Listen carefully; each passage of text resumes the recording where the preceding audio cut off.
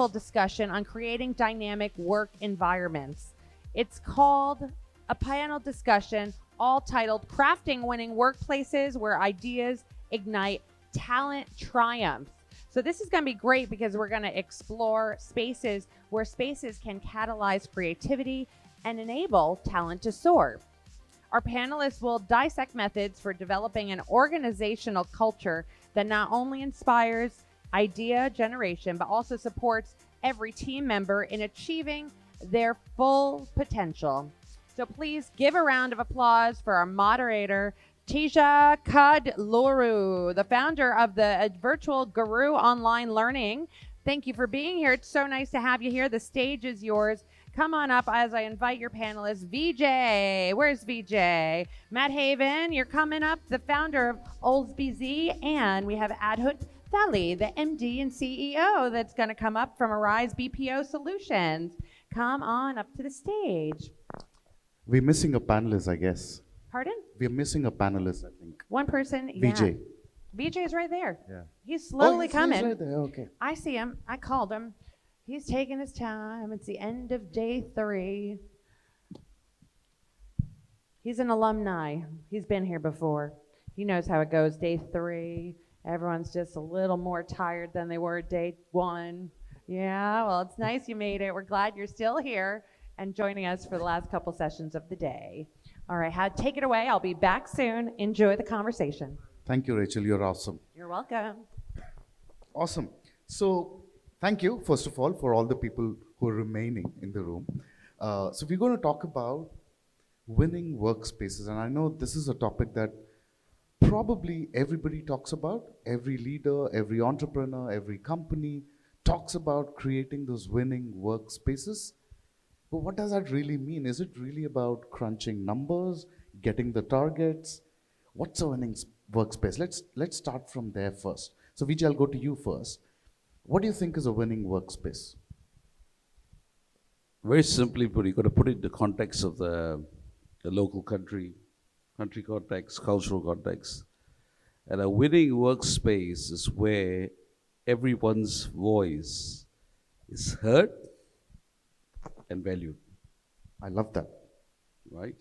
So that's actually a very, it's easy to say, but it's hard to implement because, the culture of an organization is driven by its leadership. And very often we see it in different contexts. So I've worked with clients across Southeast Asia, North Asia, Europe, and even this part of the world, right? And you find that certain cultures are far more open and welcoming.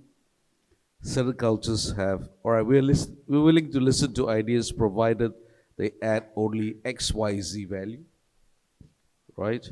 Or, thank you very much, yeah, it's a good idea, all right, let's just shove it to a side, right? So it's just lip service, as we call it. So, but everybody's voice that is heard and valued is where I believe, a winning workplace would exist. Avdut, what about you? Yeah. I know you have vast experience leading teams as well. Yeah. How do you define a winning workspace? So for me, winning workplace, you said about crunching numbers and all. Yes, I mean, that's obviously numbers will be there.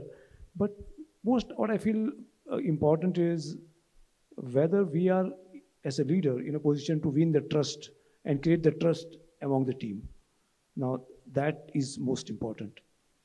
Now, trust means, as a leader, are we successful in collaborating and creating a team and it comes not out of just words, use the right word, lip service, it doesn't come out of words. What I have promised to the team, am I delivering? What is my actions? What is my body language speaks? And that is very important. So, they should feel that today, I personally feel the team doesn't work. Of course, they work for the check that comes, but that is not the only thing.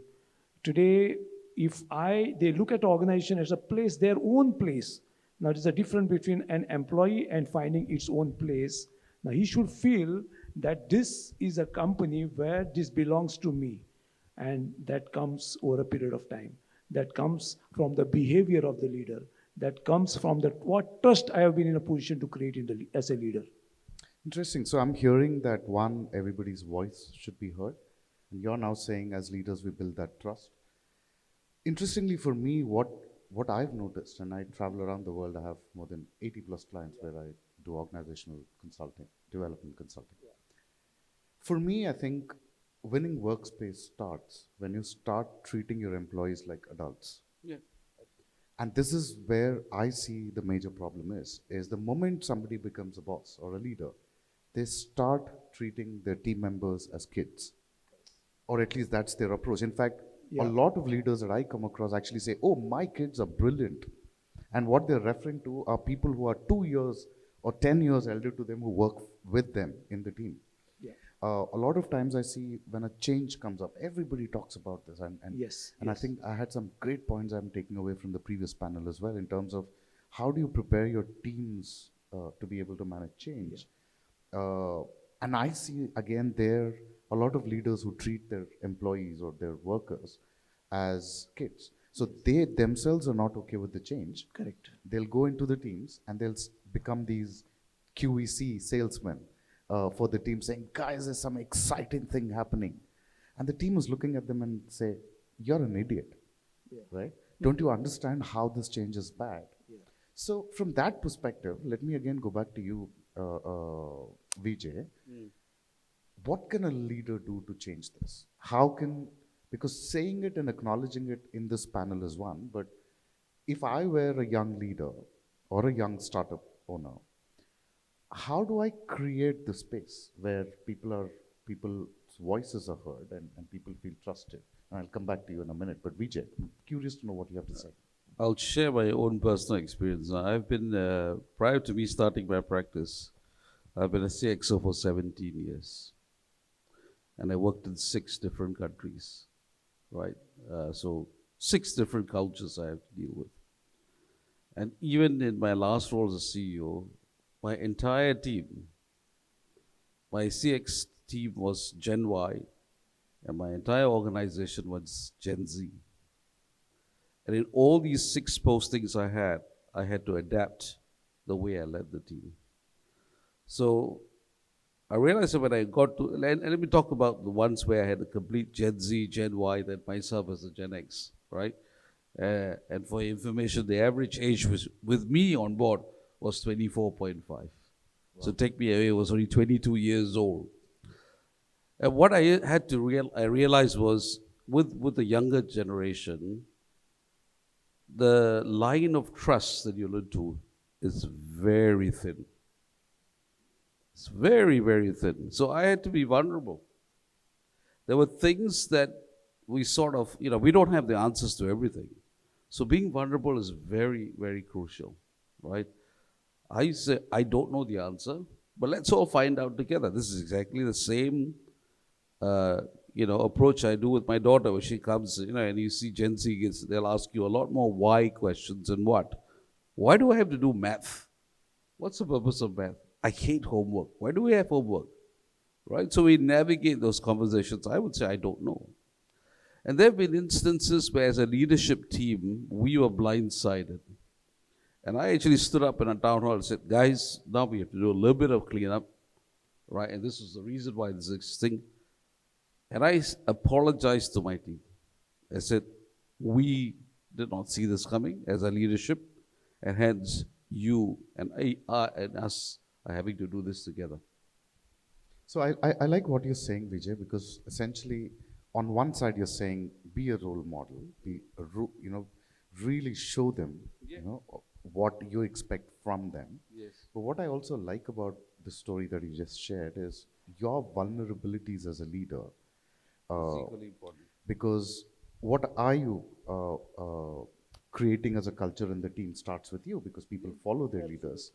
And I know you're quite passionate about maintaining this balance between, and somebody spoke about this in the previous panel as well, about being nice, creating that innovative culture, but yet get things done, right?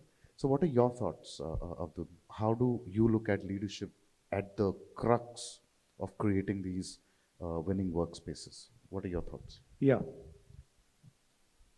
See, normally we talk about as a leader means leading from the front. Now, I personally believe that individual always likes to be independent. Allow an independent to be independent. That means it is leading from the back. Now, so I always try to introspective take the things to yourself. If you are told to work in a particular way up to the minute details, as an individual you may not like it and you will never excel if you are always directed. Yes, in a broad lines as a suggestions as a leader you should give them, but give them the independent space of applying their mind and driving the thing to the larger strategy of the company. That cannot be changed. But methodology, leave it to the individual. So leading from the back is something what I think as an organization, now people are really following also. I've not heard this before, I must be honest, leading from the back, but I love the concept. For me personally, when it comes to creating those spaces, I think because of the pressures and the challenges that exist in the world today, running a business is hard, right? There's so much that's happening, there's so much that's changing. And what I've noticed is most leaders drive these in events or in packets of events that they create. Like feedback is an event. Yes. Engagement with their employees is an event. Knowing their employees is an event. But according to me, it should be every day. Like I'll give you an example. If I were to go, and I want to bring in the audience here as well. If I were to go to any of your team members today and say, I want to give you feedback, what's the first thought that comes to their mind? What's the first thought? Anybody? If I have to go and say to any of your team members, I want to give you some feedback, I have some feedback for you, what's the first thought that comes to your head? Yes. What the hell have I done now? Absolutely. Right?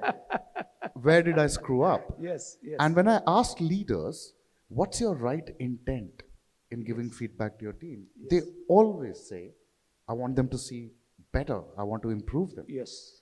And when I go to employees and ask them, do you love feedback? They do actually. They want to know what they can do to improve themselves. So I've noticed where this has gone wrong because I work with so many professionals. Very true. And I figured this is because they never get feedback on time. Yes. Are you setting them up for success, or are you waiting for them to fail and then go tell them, you know what, you failed. Let me help you now because I am the God's gift to mankind. And I think that's where, while the intent is there, right, the behavior that they see from the leader does not match the intent that they have. And people keep quoting Simon Sinek all day. So I quote Stephen Covey most of the time, and he says, people judge themselves by their intent, but judge others by their behavior. Yes. Right? Yes. A silly girlfriend-boyfriend fight, boyfriend is saying, but baby, this is what I meant. And baby is saying, this is what you did. Right? Yeah, So a lot of times our intent doesn't translate into a behavior. And that's perhaps where the gap is in creating those winning moments. Vijay, your vast experience, you said 6 countries, that's incredible. Not just working, but leading people. Yeah.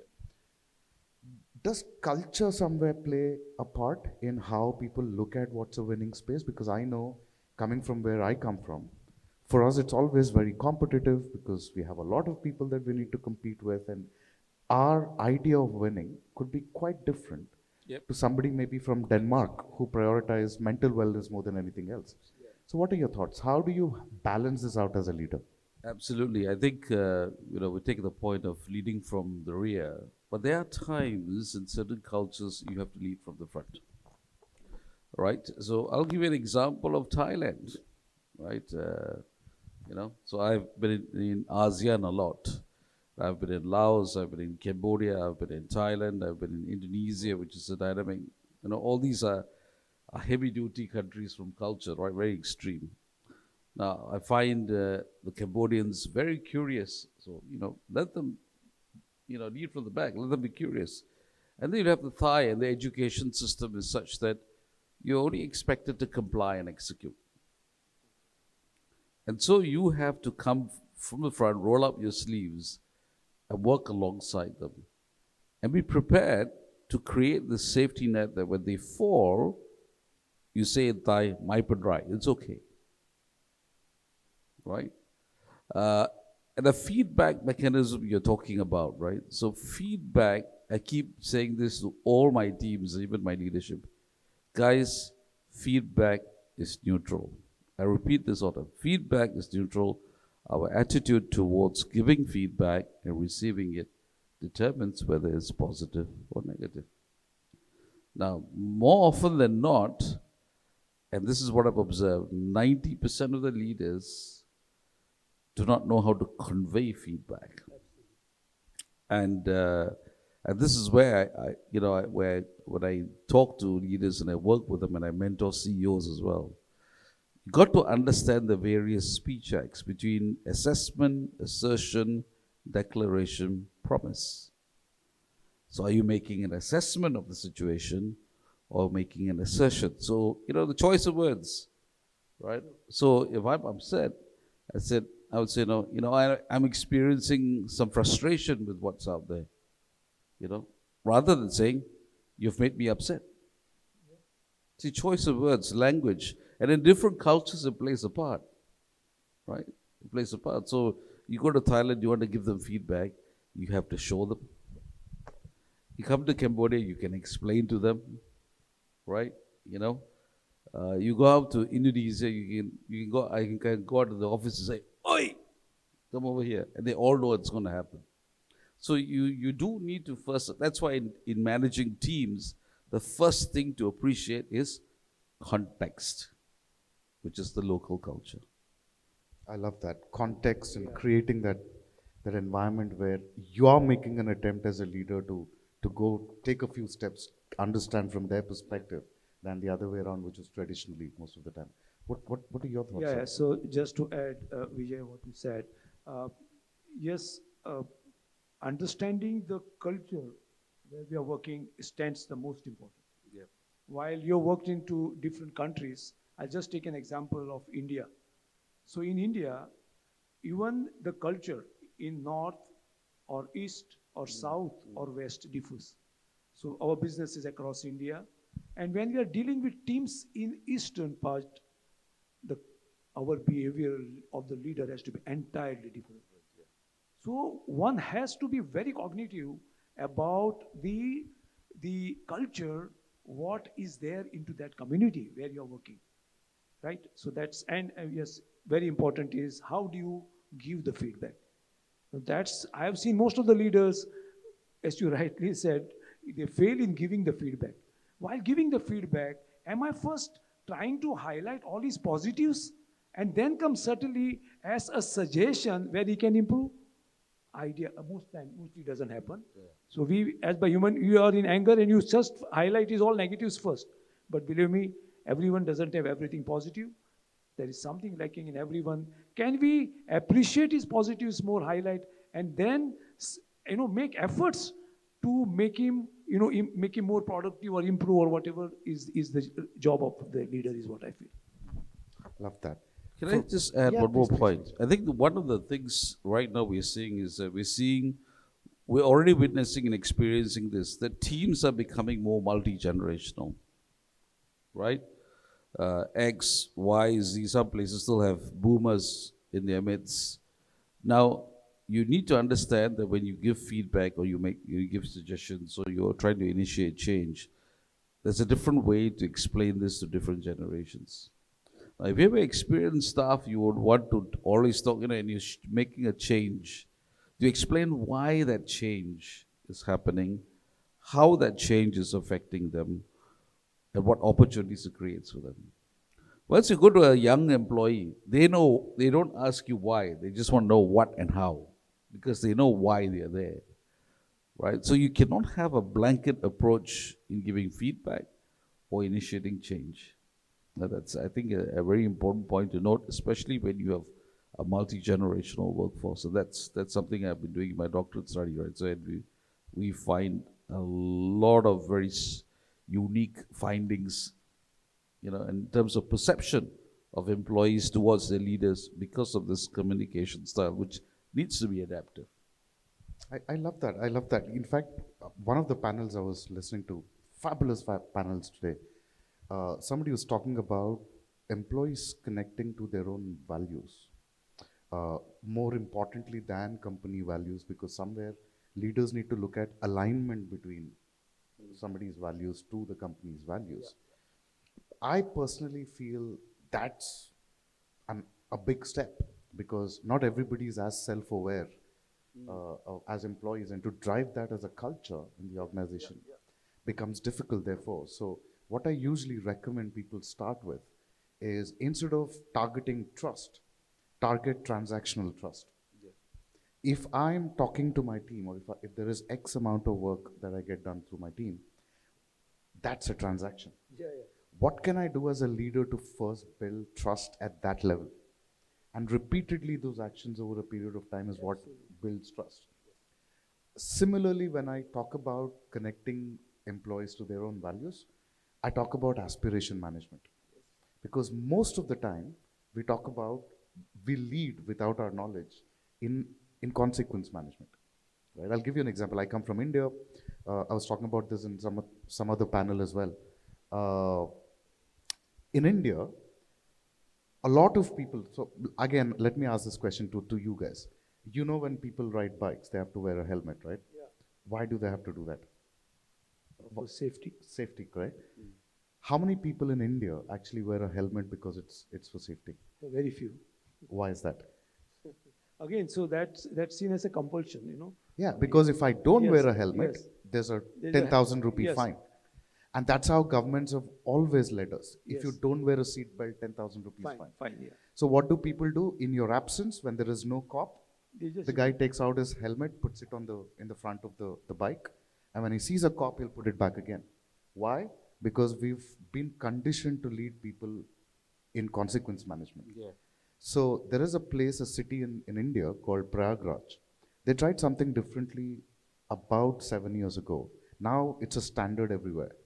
They started putting up quotes like, drive slow, there's somebody waiting for you at home.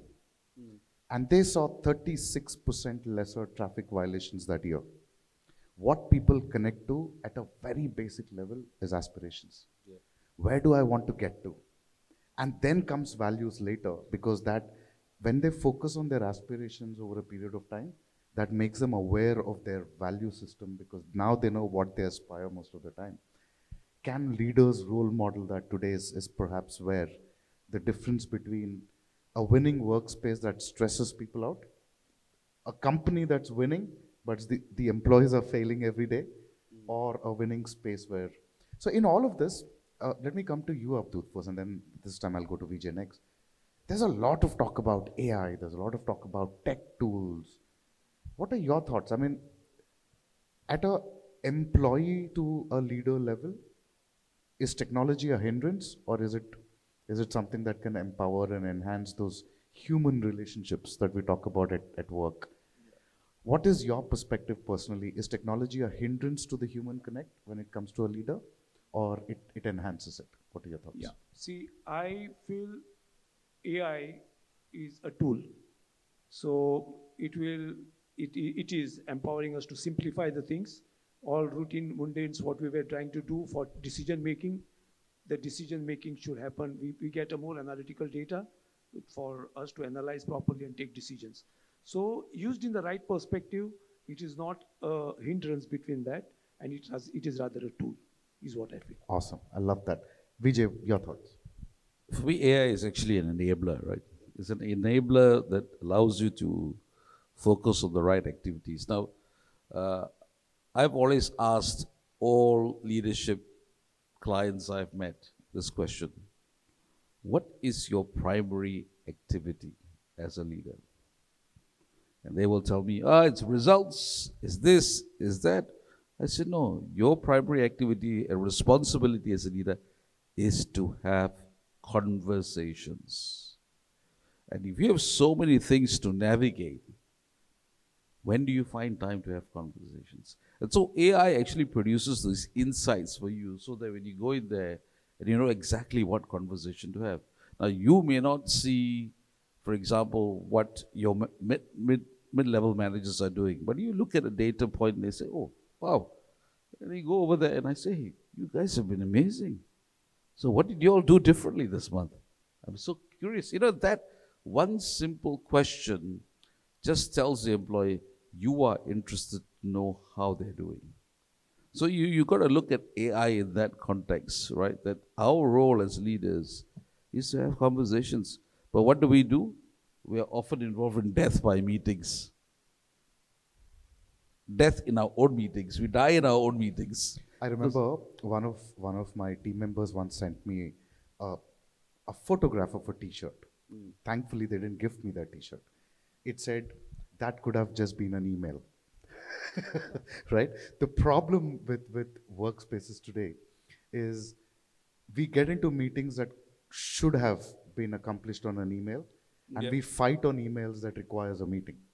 Right? So I just wanted to plug in. Sorry, I didn't mean to interrupt you there. Vijay, go ahead. Finish. Yeah, what so you're saying. that's called textlationship in Gen Z's. In Gen Z language, is called textlationship. I'll have to go Everything look it up. there's no commitment. You send everything by text, right? And then the Gen Z will say slay, right? They just say slay, and then and then they use words like FOMO, YOLO, right? You've got to get used to this text. I mean, that's the kind of language. And then you look at alpha right now, which will be in the workforce in 8 years, and that's a different set of slang. So you've got to do that. So the other thing is, when you look at AI, there is also this thing where we talked about the capability of managers.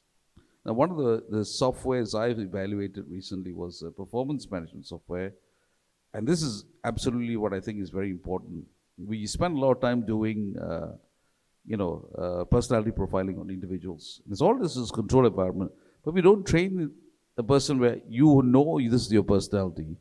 But how do you deal with people who have different personality with you? We don't teach them how to do this because, okay, I know I'm DISC, I'm a EFJ, whatever it is, I'm a blue, but what if I saw another red? How do I navigate those conversations? We don't train that anymore. And that's something that I do quite a fair bit in my team coaching, right? You coach a team because it's multicultural and multi-contextual. So these are small things that we tend to sort of sidestep because it's convenient to sidestep, but they're larger implications. So AI, even if you have the best AI, if a leader wants to sidestep it because they think, I don't want to give this feedback, I'm not comfortable, then AI is going to fail. So essentially what you're saying is technology is there in its place and it's important.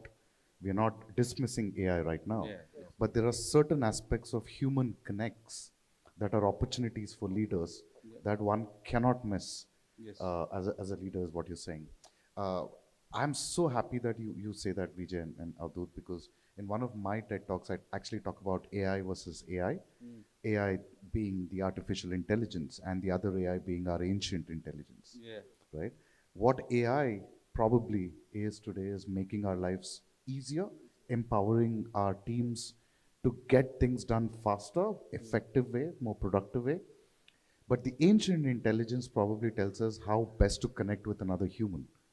Because our ancestors did really well. I think they had better human relationships than what we have today. In the context of that texting and the Gen Z or the Gen Y. Textlationship. Yeah, I'll have to look that up. But I think if you go back and look at what all of our cultures, irrespective of where we come from, they focused and emphasized on human connection more than anything, and we were seekers. And that's exactly what ChatGPT does to us today. It is no longer about finding the right answer. It's just get your question right, you'll always have the answers. Right? And that's what ancient intelligence taught us. We were seekers. We were never looking at solution finding. We always targeted getting our questions right. And I think AI and AI that way, bringing us together. We're almost towards the end of the time, and that's shouting at me. So let me quickly get your final thoughts for 2025, since we're focusing on that today. How would your top 2 things that leaders should do? I know 2 is probably too less, but in the interest of time, top 2 things for you, Vijay, that leaders should do to create a winning workspace? One is slightly more controversial, which is, do you have the right organizational structure that allows your teams to, Interesting. right? Because it's no more about verticals, it's about horizontal, multi-generational, multi-contextual, multi-discipline teams.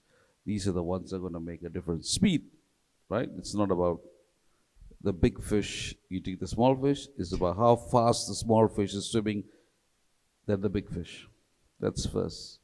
Second is, as a leader, do you recognize the fact it's not a title, it's a responsibility and an obligation to others, that you don't have to prove yourself anymore. You didn't get up there and become a CEO by luck, by stroke of luck. You've had enough battle scars, so what more do you need to prove? That awareness needs to first sit in for you to say that I'm here in service of my team so that they can perform, and so my legacy is sustained after the time I'm gone. We talked about this yesterday in that panel, right? Not about me proving myself and becoming in the future best CEO of the year. Oh, fantastic. Yeah, good. But at what cost? So these two are very difficult questions to answer. But the day you realize you have to do this, that's when your organization will start to shift. Your teams will begin to thrive. And you can actually experience the beauty of the innovation, the creativity that happens within your organization. Awesome. So structure, watching your structures in the organization, ensuring that those are effective, and two, the realization and the propagation of the fact that you're in service of your team members, and that's probably the legacy. It's not about Yeah. your Awesome. I love that. How about you, Abdul? 2 things for 2025. 2 things quickly, we are running short of time. So one is, as a leader, be human. Be human. And it is not just words. Your actions should speak. Because, again, your team should feel that you are, as a leader, for them whenever you want, outside the working frame. Many times we in office only are relating to them only for the work. So that is one what I feel. And the second most important I feel is create your team members who are happy. Now, being happy is a very large word. Many people feel that having money is the only happiness. Answer is no. So happiness is far beyond that. So I just will quote one line from Dalai Lama in this. So he says, find happiness in what you have rather than seeking happiness in what you don't have. So, and this is a little spiritual, but yes, when you try to seek happiness with what you have, and he's really happy, only a happy leader can create happiness around, and the organization will be happy, is what the message is. I'm so happy you quoted His Highness the Dalai Lama there. For me, so I kind of work in creating those little frameworks. So for me, the one that I usually tell leaders is ramp. How you have your ramp in fashion shows. Relationship focus. Do you focus on relationships at work with your team members, with your colleagues? Your approach to work, watch that, because your teams are emulating your approach to work. Your mindset, right? As a leader, like what Vijay beautifully said, are you in service of them, or are you somebody who's the God's gift to mankind to them, that they're dependent on you? So the mindset. And finally, presence. Are you conscious about, it's like this, right? We are so conscious in front of our kids sometimes because we don't want them to pick the wrong things about us. Are you conscious in front of your team, because everything that you do subconsciously is impacting them?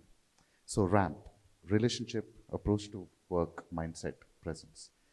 So that's it. Thank you for your Amazing. time. Thank you very much. Thank you, Rachel, thank panelists. Awesome. We'll get a picture.